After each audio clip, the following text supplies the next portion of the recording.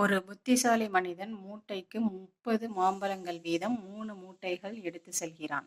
ஒவ்வொரு சுங்கசாவடியை தாண்டும் பொழுதும் மூட்டைக்கு ஒரு மாம்பழம் தர வேண்டும். 30 சுங்கசாவடியை தாண்டும் பொழுது அவனிடம் எத்தனை மாம்பழம் மீதம் இருக்கும் அப்படின்னு கேக்குறாங்க. இப்போ ஒரு சாக்குல 30 இருக்கு. அப்ப 3 மூட்டை எடுத்துட்டு போறாரு. 30 30 30 3 மூட்டையில் 30 எடுத்துட்டு போறாரு.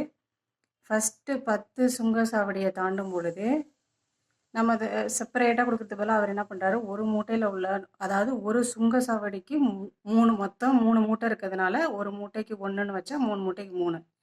இப்போ 3 மாம்பழம் தரணும். அப்போ 3 எவ்வளோ 30. அப்போ இது காலி ஆகிடும். மிச்சம் ரிமைனிங் எவ்வளோ இருக்கும், இந்த 2 மூட்டையும் இருக்கும். 30 30 ஓகேவா.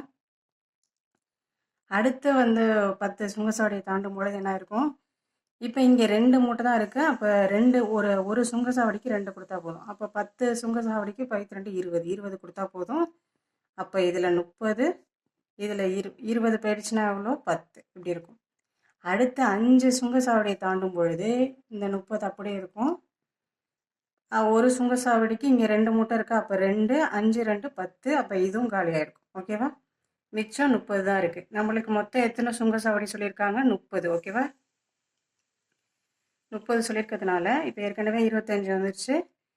இன்னொரு 5 தான். அடுத்து 5 போட்டோம்னா I2 எவ்வளோ வரும்.